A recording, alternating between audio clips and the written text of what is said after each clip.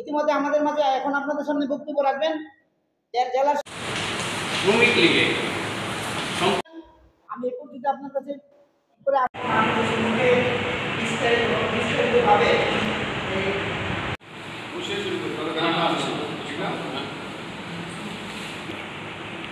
আমাদের কমিটিকে বিলুপ্ত না করে একটি অগণতান্ত্রিক উপায়ে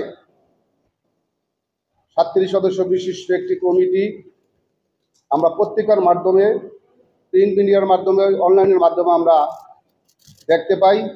তাই আজকে আমরা এর প্রতিবাদ জানানোর জন্য আজকে সাংবাদিক সম্মেলন করছি। শ্রমিক লীগ কেন্দ্রীয় কমিটির সভাপতি এবং সাধারণ সম্পাদক স্বাক্ষরিত 37 সদস্য বিশিষ্ট নারায়ণগঞ্জ জেলা কমিটির স্থানীয় পত্রিকায় ও সামাজিক যোগাযোগ মাধ্যমে প্রচারিত হয়, যা আমাদের দৃষ্টিগোচর হয় এবং গঠনতন্ত্র বিরোধী এই অবৈধ কমিটির বিরুদ্ধে আমাদের সাংবাদিক সম্মেলন। বিগত দিনে যারা বিএনপি করছে, জাতীয় পার্টি করছে, এই ধরনের লোকজনকে জড়িয়ে এই ধরনের লোকজনকে নিয়ে এই 37 সদস্য অবৈধ কমিটি ঘোষণা করেছে।